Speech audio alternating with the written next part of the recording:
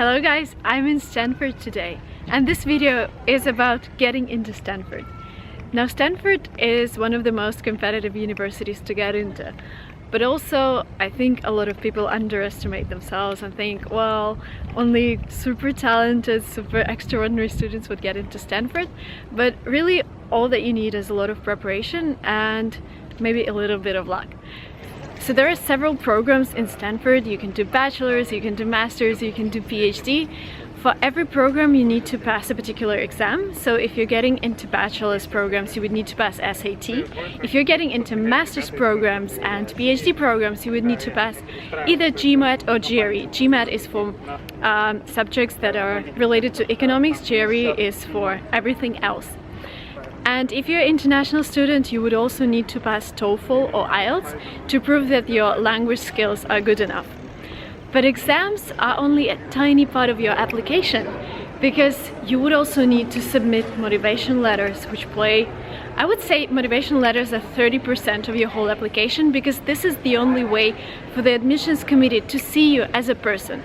Because when they just open your application, they see numbers, they see your exam results, they see your GPA, which is your average grade at school. But to really know you as a person, to know what affected your choice of your subjects or what affected your decision to go to Stanford, they need to know you as a person, and this is what motivation letter is for. So please take it seriously.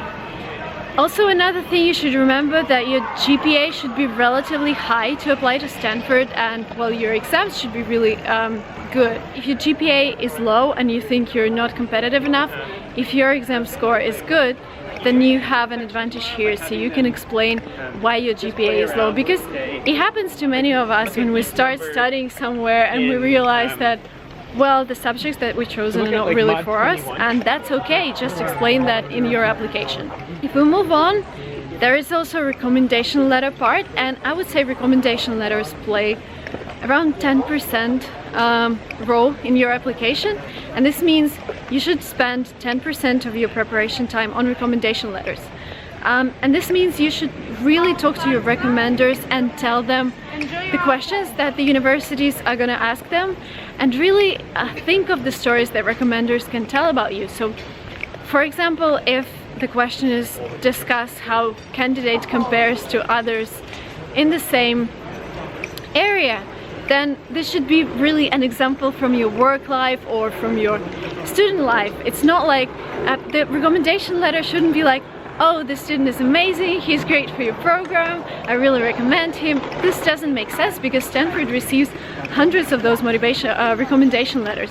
What it should tell is that we had something happened in your class and you had to stay late, like till 12 a.m. and you coped with that and you solved stressful situations. Then another part of your application is resume. It really depends on the program that you're getting into, but normally they would request a one-page resume which talks about your achievements, your career achievements. So when you're talking about your career, when you're writing a resume, please make sure that if you worked as, as an analyst, don't list what you had to do, don't list that you had to consult with clients, don't list that you had to do Excel spreadsheets. Instead, tell about what makes you different in that position. Maybe you were 5x better at, assessing new deals, or maybe you signed 10x more clients than an average manager, or you got promoted two times faster. Oops, in the bike lane. So really quantify your successes and list them in your resume. Another important thing to remember is that Stanford would consider your application regardless of your exam results. So basically, if you have a low SAT score, you would still be able to apply, but you would need to pay an application fee and really make sure that you fit into the class. What you can do, you can go to the program that you've chosen, to their website, and see the average class profile and see what's the SAT or GRE or GMAT score for students who got admitted. And then compare yourself to those students and, just think of the probability of you getting into Stanford. Because, for example, application for an MBA program costs $250. And this is not something you would you know, just randomly apply to Stanford, make sure that your chances are good. And also, if you think that your score is low, but you have something that really makes you stand out, for example, if you want to get an MBA and you're an entrepreneur and you had a startup and you raised some money for it, or maybe you had some successes, so this makes you stand out.